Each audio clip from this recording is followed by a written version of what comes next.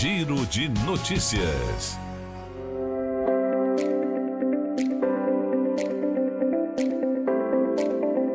Durante todo esse mês de março, também além dos outros programas aqui da casa, nós estaremos fazendo entrevistas em forma de homenagem às mulheres que se destacam ou se destacaram em seus respectivos trabalhos, tá certo? Ou mesmo uma atuação como mulher, como mãe, como esposa, enfim, é a nossa campanha Elas Têm o Poder 2025, que tem a parceria da Eneva e também da Atem. Mas antes de falar com a nossa convidada, eu quero falar que está sendo realizada nesse momento uma banda aqui no Centro Histórico da cidade, aqui na José Clemente. Então, para você que está querendo acessar aqui para Eduardo Ribeiro pela Epaminondas e depois pegar José Clemente ou a Lobo do Almada, você não vai poder fazer isso.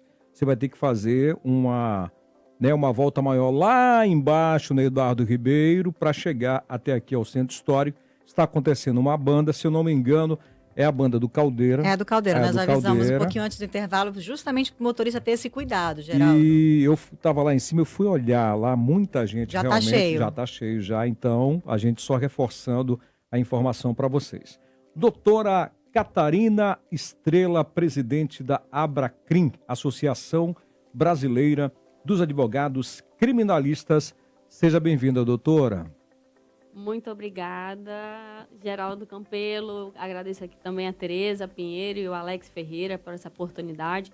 Ao Rogerinho também que está aqui. É sempre um prazer. Já é minha segunda vez aqui na Difusora. Eu lembro que ano passado participei da campanha. E é sempre um prazer poder falar desse assunto para mulheres, para homens, para a sociedade em geral e falar sobre esse mês que é tão importante de práticas de reconhecimento para mulheres. Doutora Catarina, eu posso dizer você ou senhora? Você.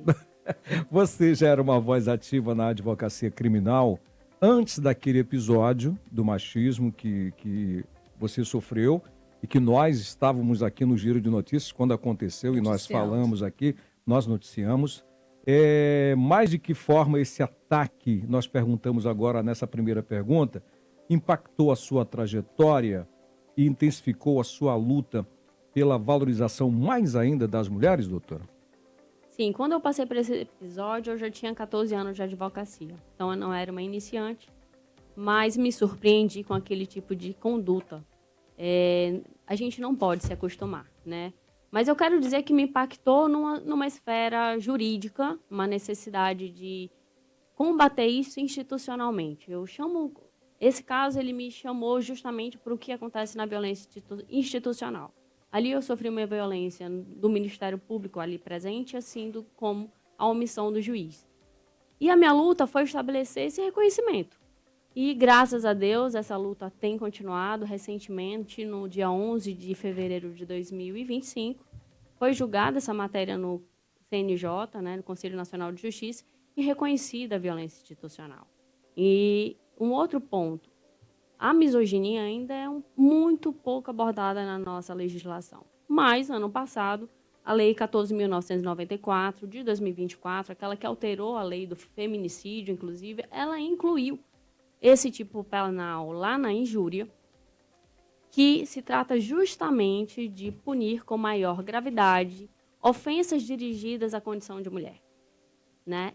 Eu ainda não acho insuficiente, porque eu gostaria de dizer, ainda transfere à mulher que tem que fazer uma queixa-crime em situações como tais. Ou seja, o custo jurídico disso, de contratação de advogado, de buscar os seus direitos, ainda é dado à mulher.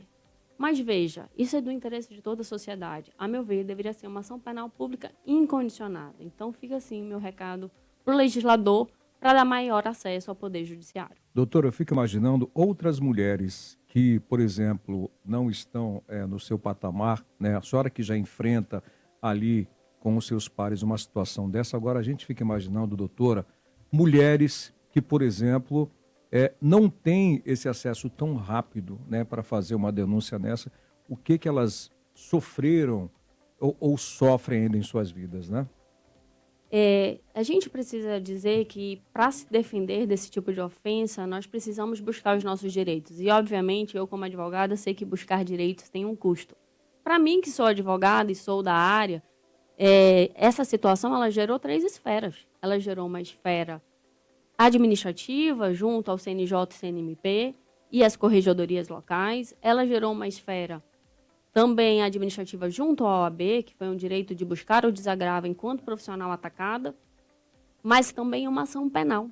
Uma ação penal da qual ainda tramita, né, ainda estamos, e existem custos relacionados a isso. Então, quando eu tenho uma lei que transmite para a vítima que processar vai ser custoso, nem todas as vítimas têm condições de levar isso adiante, e nem todas as vítimas também têm a questão psicológica. Eu busquei todo o meu preparo psicológico para passar por isso da melhor forma. Entender que o tempo de processo gera uma ansiedade, os ataques também que eu sofri e ainda venho sofrendo.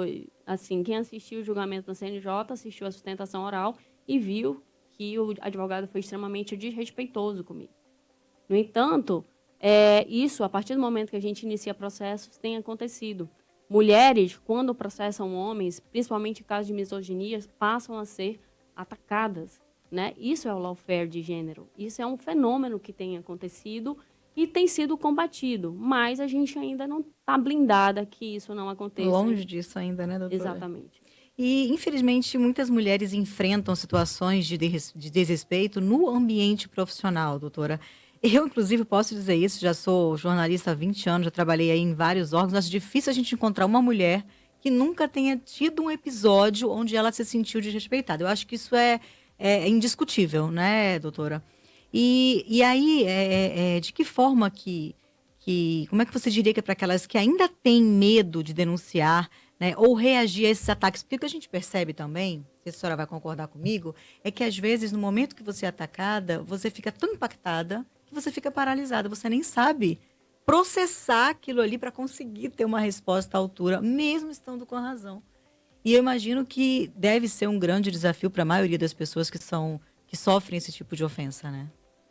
Sim, é um desafio e eu digo assim, para você vencer esse medo, eu acho que o medo é ter conhecimento. O conhecimento que tem uma legislação que abrange e que vem para tirar a população dessa ignorância, né? Então, é extremamente importante que a gente já tenha combatido. Nós temos hoje órgãos de controle que vão dar mais segurança a essa mulher que precisa agir. Então, essa reação a esses tipos de ataques, elas têm, eu acho que a gente precisa expor isso também publicamente, como acontece, porque hoje as redes sociais fazem também esse papel de buscar direitos coletivos. Naquele dia, quando eu pedi respeito, eu não pedi para Catarina. Aliás, eu fui ofendida porque eu entendi que a colocação ofendia todas as mulheres. E, a partir de então, eu passei a ser ofendida pessoalmente por ter tido essa luta. Mas é fato que essa busca é constante, quando você diz, é uma evolução da sociedade, para a gente tirar o machismo de vez, a gente precisa se impor. E as penalidades, elas estão vindo. Eles precisam ter medo de serem penalizados. Assim como a gente tem medo, né, de ser ofendido, eles têm que ter o medo da penalização. Exatamente. Aliás, não só ofendidas, as mulheres têm medo de se expor também, né? Também. É a exposição também que machuca. São 5 horas e 27 minutos na capital amazonense, 5 horas e 27 minutos. Você que está chegando agora aqui na sintonia, no rádio, nos 96.9, nós estamos com a nossa primeira entrevista do Elas Têm um Poder 2025, aqui no Giro de Notícias, na Rádio Difusora. Elas Têm um Poder, uma campanha da Rede Difusora de Rádio. Nós recebemos aqui nos estúdios a presidente da Associação Brasileira dos Advogados Criminalistas, doutora Catarina Estrela. Doutora, virando a página aqui na nossa entrevista, como presidente da Abracrim, quais são as ações, as iniciativas que você tem promovido para garantir mais espaço e mais respeito para as mulheres aí na advocacia criminal? Abracrim do Amazonas, a gente tem, primeiro, uma diretoria com maioria de mulheres, presidente e vice-presidente, então o maior espaço de mulheres é extremamente importante para atingir essa coletividade. E hoje, nós somos o maior número de mulheres também na advocacia criminal e na advocacia de modo geral, em quantidade a nível nacional. E o respeito para essas situações de lawfare de gênero, de maior presença feminina, eu sempre digo, né, esses ambientes a gente precisa se sentir amparada. E uma associação, ela visa justamente dar isso. E eu quero dizer que nesse processo todo, que particularmente fui vítima, eu não estava sozinha. Eu tinha uma associação, eu tinha uma advogada própria, eu tinha a Ordem dos Advogados do Brasil. Então, isso é uma proteção que a gente pode, e nem todas as classes têm, mas eu acho que a gente precisa evoluir para isso. E no Brasil, nos últimos anos, né, eu digo nos últimos 20, 30 anos, as associações de classe foram muito combatidas, muito violentadas, e isso é do próprio sistema. Um sistema, você sozinho, você leva muito mais tempo para brigar. Né? Então, sindicatos, associações e outras medidas que buscam direitos coletivos foram extremamente criticados por teorias, por diversos modos. Na verdade, quem tem um poder tem medo da coletividade. Então, as associações, e a Abracrim aqui está com essa necessidade de justamente de dar voz a uma coletividade, da advocacia criminal, da advocacia de homens e mulheres, e que, especificamente dentro desse ramo, existe uma violência contra a mulher advogada.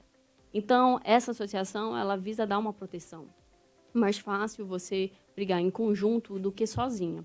E é isso que eu sempre digo. Nem sempre todo mundo entende o que é a necessidade desse direito coletivo. A gente ainda precisa falar mais sobre isso e a conscientização de como se vence o poder através justamente da união.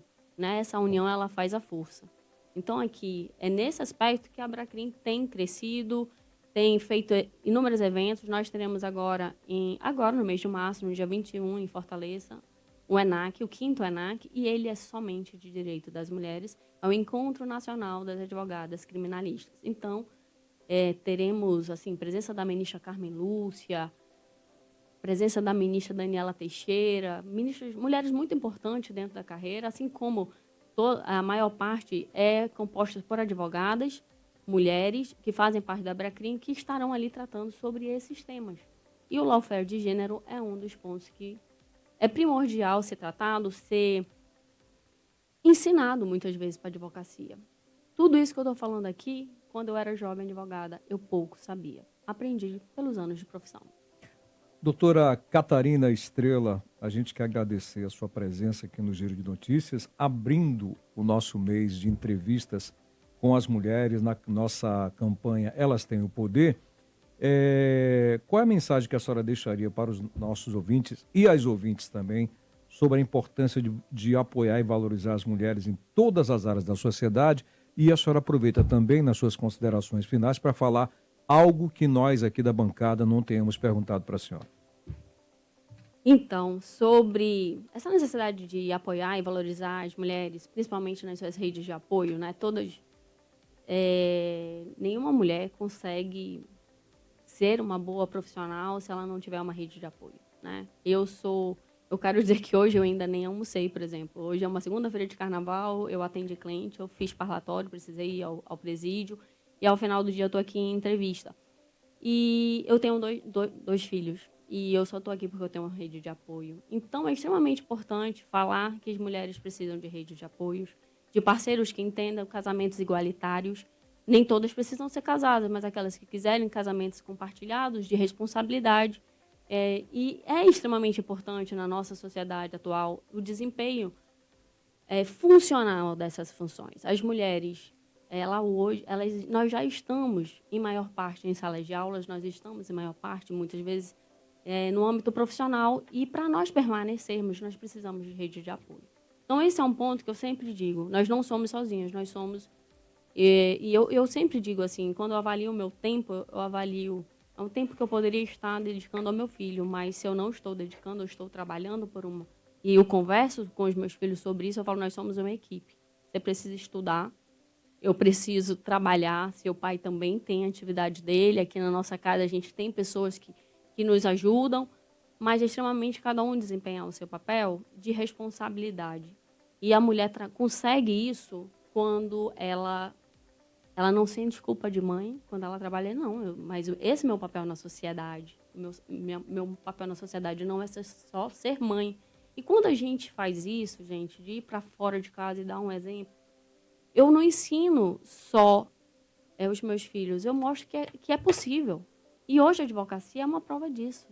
Mais de 50% somos mulheres.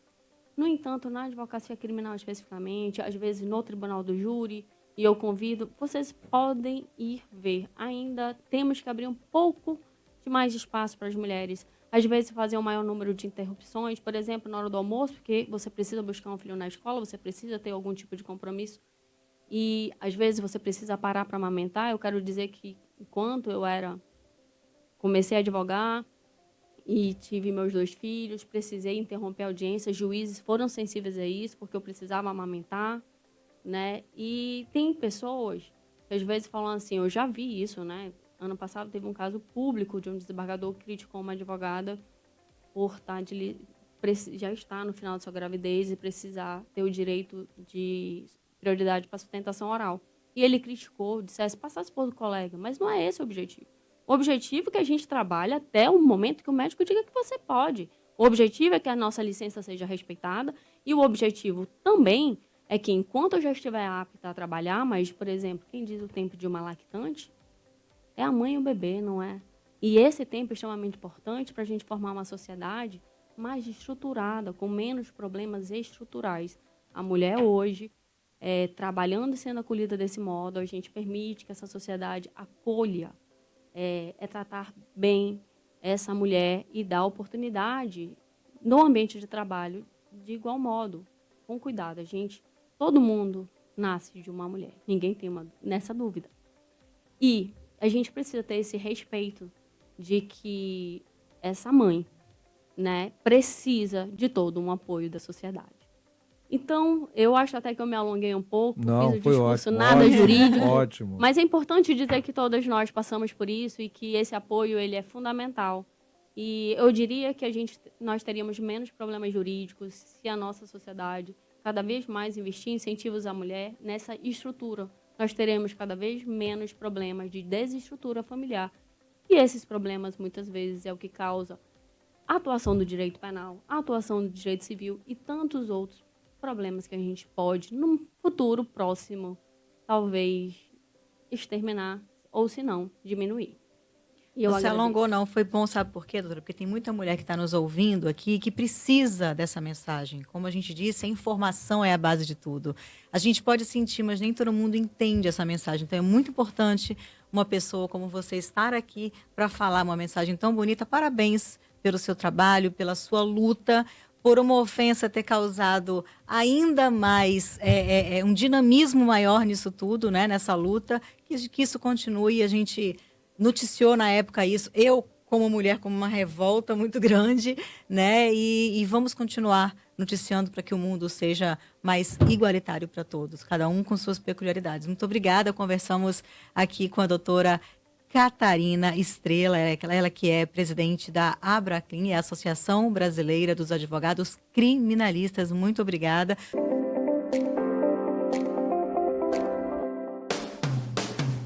Difusora FM 96.9, o amor do Amazonas.